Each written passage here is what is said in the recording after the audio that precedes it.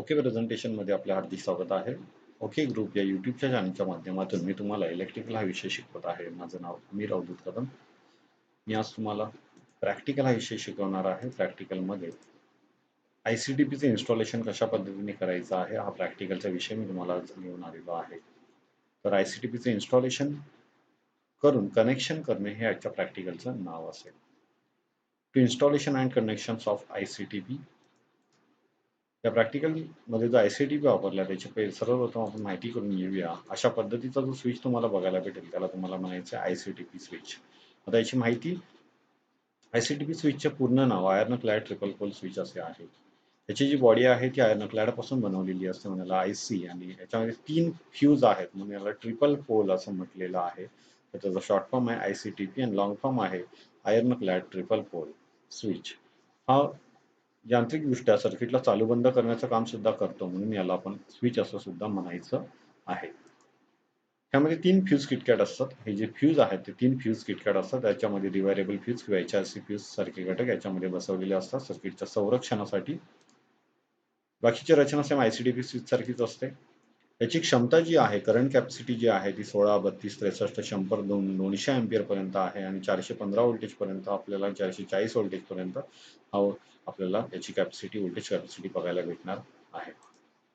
याचा उपयोग 3 फेज वायरच्या सर्किटमध्ये मेन स्विच म्हणून केला जातो. म्हणजे हा सर्किटमध्ये वापरल्याने आपल्याला मेन स्विच म्हणून वापर कसा करता येतो तर सर्किटला याच्या साहाय्याने आपल्याला ऑन ऑफ करता येतं आणि म्हणून याला मेन स्विच असं म्हटलेलं आहे.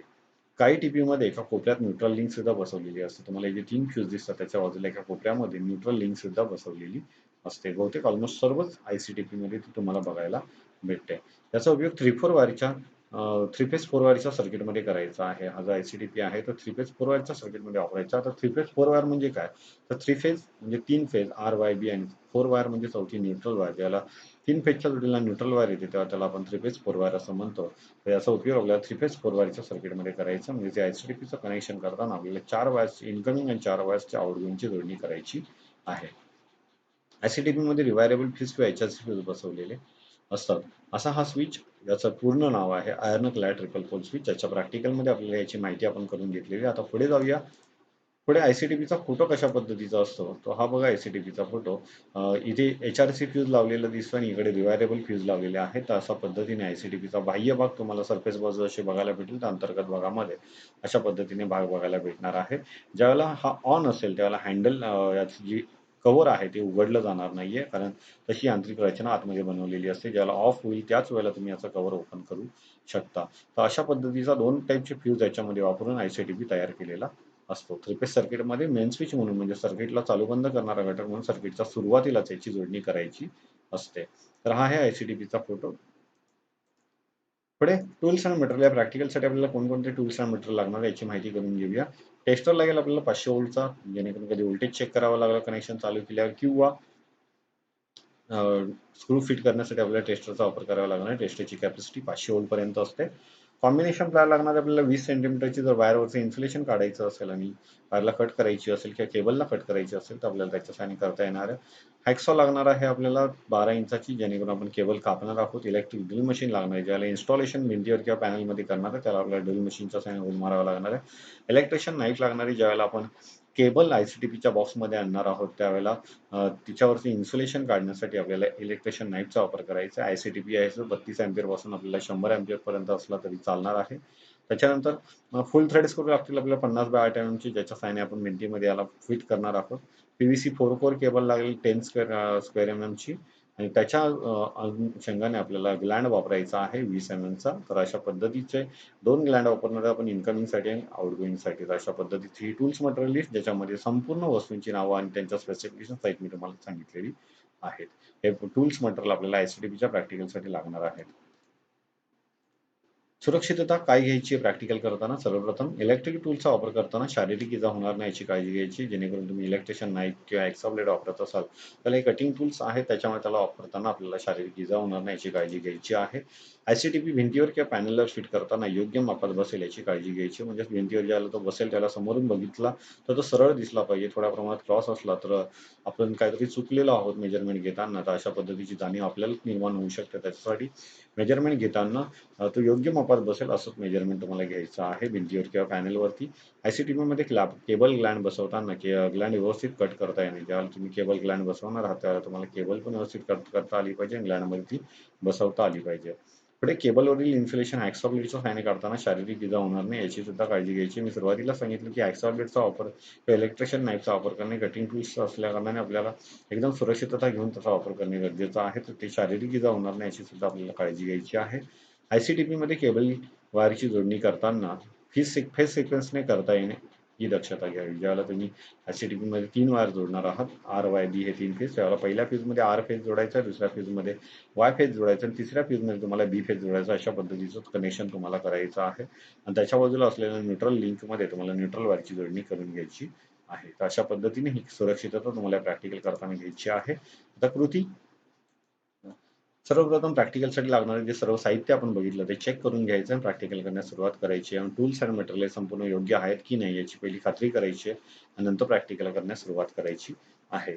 ICTP ला भिंतीवर किंवा पॅनलवर बसवायचं त्या ठिकाणी ICTPचे मेजरमेंट घेणे व भिंतीवर मार्किंग करणे. ज्या ठिकाणी तुम्हाला पहिला बसवायचा ICTP शक्यतो एका कोपऱ्यामध्ये बसवला जातो. सर्किटच्या सेंटरला कधी कधी बसवला जातो. तर अशा ठिकाणी ICTPचं कनेक्शन केलं जातं आणि कनेक्शन करताना याला तुम्हाला तो भिंतीवर किंवा पॅनलवरती फिट करायचा असेल, उदाहरण भिंतीवर फिट करायचं असेल तर त्याचं मेजरमेंट घेऊन आणि भिंतीवर मार्किंग करायची आहे. पुढे मार्किंग केल्यावर भिंतीवर किंवा पॅनलवर ड्रिल मशीनने होल मारायचे आहेत. म्हणजेच ड्रिल मशीन या पोर्टेबल उपकरणाच्या सहाय्याने तुम्ही भिंतीमध्ये किंवा पॅनलवरती होल मारायचे आहेत. या होल्समध्ये रावल प्लग स्क्रूच्या सहाय्याने तुम्हाला ICTP फिट करायचा आहे. या होलमध्ये ज्याला तुम्ही रावल प्लग टाकाल आणि त्याच्यावरती स्क्रू फिट कराल त्यावेळेला ICTP या भिंतीमध्ये किंवा पॅनलवरती फिट होणार आहे. नंतर आवश्यकतेप्रमाणे इनकमिंग केबल घेऊन केबलला ग्लँड बसवायचा आहे. केबलला ग्लँड याच्यासाठी बसवायचा कारण ग्लँडच्या सहाय्याने आपल्याला अर्थिंग वायर पण भेटणार आहे ना. ग्लँड हा ICTPच्या बॉडीमध्ये फिक्स जाऊन बसणार आहे. त्याच्यामुळे ICTP मधल्या वायर्सला केबलचा ग्लँड फिट बसल्यामुळे हलण्याची शक्यता नसणार आहे. त्याच्यासाठी आपल्याला केबलचा ग्लँड बसवायचा आहे. नंतर तो ग्लँड ICTPच्या बॉडीमध्ये बसवणे म्हणजेच ICTP मध्ये बसवलेली केबल हलणार नाही आणि ग्लँड बसल्यामुळे ICTPला योग्य पद्धतीने अर्थिंग वायर सुद्धा मिळणार आहे. तर अशा पद्धतीने तुम्हाला सांगितलं की केबलला ग्लँड का बसवायचा आहे कारण केबल ही ग्लँडच्या सहाय्याने ICTPच्या बॉडीमध्ये फिट बसवता येणार आहे आणि त्याच्यातल्या वायर सुद्धा हलणार नाहीयेत. आणखी एक महत्त्वाचा फायदा म्हणजे केबलला ग्लँड बसवल्यामुळे त्या केबलच्या आतमध्ये ज्या आर्मड तार आहेत त्याच्या साहाय्याने आपल्याला आतमध्ये अर्थिंग वायर म्हणजे बॉडीला देता येणार आहे. नंतर ICTPच्या इनकमिंग केबलला 4 वायर योग्य पद्धतीने जोडायच्या आहेत. म्हणजे त्या आर वाय बी न्यूट्रल ह्या 4 वायर्स आहेत त्यांची जोडणी ठरलेल्या सिक्वेन्स प्रमाणे तुम्हाला करून घ्यायची आहे. नंतर आउटगोइंग केबल घेऊन ते केबल वरच्या बाजूला जोडायची आहे. त्याचे कनेक्शन ICTPच्या आउटगोइंग टर्मिनलला जोडायचे आहे. म्हणजे आउटगोइंग केबल तुम्ही वरच्या बाजूने किंवा खालच्या बाजूने घेतली तरी चालणार आहे. पण त्याचं जे कनेक्शन आहे ते तुम्हाला ICTPच्या वरच्या बाजूला म्हणजे फीडच्या आउटगोइंग टर्मिनलला करायचं आहे. नंतर सप्लाय चालू करून तुम्हाला दक्षता घ्यायची आहे. आता ICTPचं कनेक्शन कशा पद्धतीने केलं जातं ते बघा. हा एक ICTP याच्यामध्ये HRC फ्यूज बसवले आहेत. 125 अँपिअर 400 व्होल्टचे HRC फ्यूज याच्यामध्ये बसवलेले आहेत. त्याच्यानंतर हा एक इकडे फोटो आहे. इकडे सुद्धा HRC फ्यूज तुम्हाला बसवलेले दिसतात. याच्यामध्ये वायर्स कनेक्शन केलेलं नाहीये. तर इथे कनेक्शन केलेलं आहे. ते बघा कशा पद्धतीचं आहे. सर्वप्रथम आर फेज इथे जोडलेला आहे. वरच्या कलर कोड मध्ये तुम्हाला बघायला भेटेल. पहिला आर फेज आहे, दुसरा वाय आहे, नंतर तिसरा बी आहे आणि चौथा न्यूट्रल आहे. म्हणजे रेड, येलो, ब्ल्यू आणि ब्लॅक कलरच्या वायर इथे जोडलेल्या आहेत आणि अशा पद्धतीने सर्किटचं कनेक्शन 3 फेज ICTPचं केअर करण्यात आलेलं आहे. तर अशा पद्धतीने तुम्हाला कनेक्शन करायचं आहे. फ्यूज काढण्यासाठी HRC फ्यूजला एक हँडल दिला जातो. त्या साहाय्याने तुम्ही ते फ्यूज बाहेर काढू शकता. तर अशा पद्धतीने याच्यामध्ये आपल्याला कॅप सुद्धा बघायला भेटतील. या कॅपच्या साहाय्याने दोघां फ्यूजमध्ये एक ठराविक विशेष भाग म्हणून याला बसवलेला असतो. इन्सुलेटर भाग म्हणून याची यंत्रणा तयार केलेली असते. तर अशा पद्धतीने तुम्हाला वायर्सची जोडणी करण्यासाठी त्या वायरला पहिलं लग बसवायचा आहे आणि लग वरती नटबोल्टच्या साहाय्याने तो आपल्याला फिट करायचा आहे. तर रिंग टाईप लगच्या साहाय्याने इथे तुम्हाला बसवलेला दिसतोय वायर आणि त्या वायरला नटबोल्टच्या साहाय्याने फिट केलेली आहे. अशा पद्धतीने तुम्हाला ICTPचं कनेक्शन करायचं आहे.